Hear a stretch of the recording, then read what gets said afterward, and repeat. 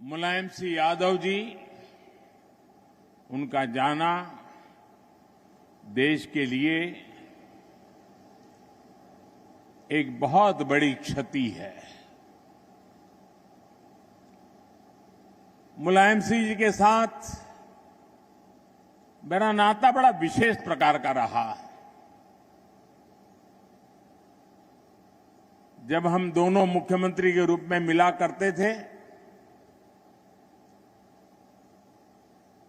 वे भी और मैं भी दोनों के प्रति एक अपनत्व का भाव अनुभव करते थे।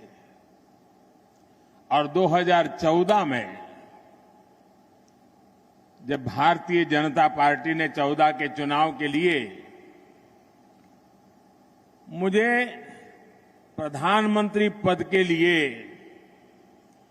आशीर्वाद दिए, तो मैंने विपक्ष में भी जो लोग थे जिनसे मेरा पहले से परिचय था, ऐसे कुछ महानुभावों को जो देश के वरिष्ठ राजनेता थे, राजनीतिक रूप से हमारे विरोधी थे, लेकिन उन सबको फोन करके आशीर्वाद लेने का मैंने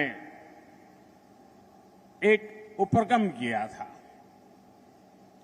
और मुझे याद है उस दिन मुलायम सिंह जी का वो आशीर्वाद, कुछ सलाह के 2 शब्द, वो आज भी मेरी अमानत है। और मुलायम सिंह जी की विशेषता रही कि 2013 में मुझे उन्होंने जो आशीर्वाद दिया था,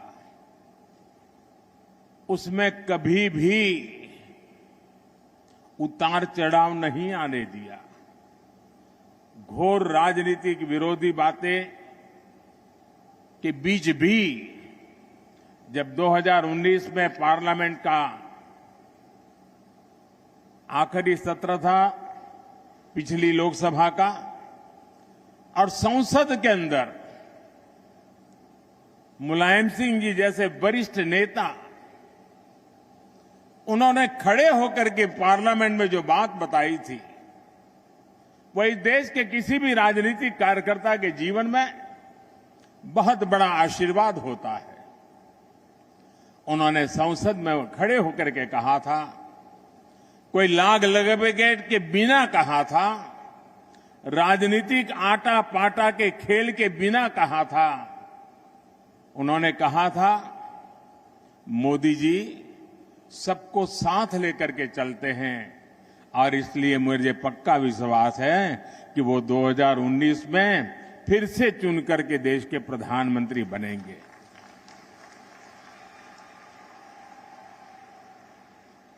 कितना बड़ा दिल होगा जो मुझे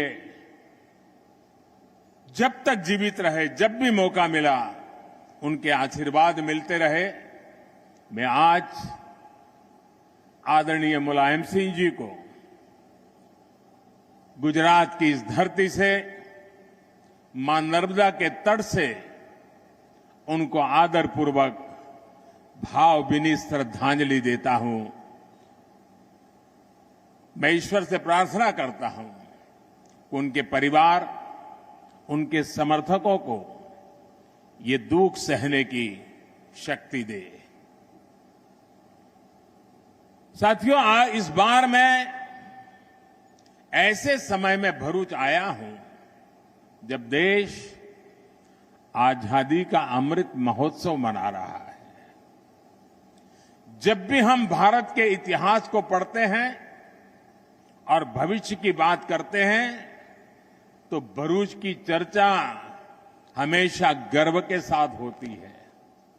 इसी धरती प्रधानमंत्री मोदी भरूच में इस वक्त, और मुलायम सिंह यादव को भरूच की इस जनसभा से ही उन्होंने श्रद्धांजलि दी। सी मीडिया संवाददाता रविंद्र लगातार हमारे साथ जुड़े हुए हैं। रविंद्र, जैसा कि हम बात कर रहे थे कि पार्टी लाइन से हटकर धुर विरोधी होने के बावजूद मुलायम सिंह यादव का कद भारत की राजनीति में ऐसा रहा है कि आज हर कोई उन्हें याद कर रहा है। प्रधानमंत्री मोदी की बात भी आपने सुनी, क्या कहेंगे?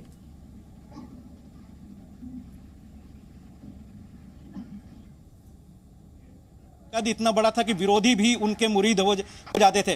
तो उसमें रक्षा मंत्री राजनाथ सिंह के बारे में जानकारी मिल रही, कल वो सैफई जाएंगे और जहां अंतिम संस्कार होगा मुलायम सिंह यादव का। जहां तक प्रधानमंत्री की बात है तो जाहिर सी बात है, लोकसभा में जब मुलायम सिंह यादव हालांकि उम्र के इस पड़ाव में और जिस तरह से उनकी तबीयत खराब रहती थी, वो संसद तो आते थे लेकिन बहुत कम मुद्दों पर बोलते थे। लेकिन 2019 के लोकसभा चुनाव से ठीक पहले जो लोकसभा का अंतिम सत्र के अंतिम दिन मुलायम सिंह यादव अकस्मात खड़ा होते हैं और प्रधानमंत्री के बारे में बोलते हैं, जैसा खुद प्रधानमंत्री नरेंद्र मोदी ने कहा कि आप अगली बार प्रधानमंत्री बनेंगे। अब इसको आशीर्वाद के रूप में भी लिया जा सकता है, हालांकि उम्र में बड़े थे तो आशीर्वाद के रूप में, लेकिन एक विरोधी दल के नेता के तौर पर उन्होंने आकलन कर लिया था कि जो देश का माहौल है उसमें प्रधानमंत्री नरेंद्र मोदी ही बनेंगे, जिसका याद खुद प्रधानमंत्री नरेंद्र मोदी अभी कर रहे थे और आपने दर्शकों को दिखाया भी। इसके पहले आपने देखा कि किस तरह के संबंध थे दोनों के बीच में, कि जब सैफई में मुलायम सिंह यादव घर में शादी थी लालू यादव के परिवार से, तो उसमें प्रधानमंत्री वहां गए थे और लगभग आधे घंटे तक सैफई में रहे थे। ये एक मौका था। तो कोई कह सकता है कि सियासत में घोर विरोधी एक दूसरे के मुलायम सिंह यादव जब भी सियासत करते रहे थे, जब भी सियासी बातें करते थे तो आरएसएस बीजेपी पर वो जमकर प्रहार करते थे।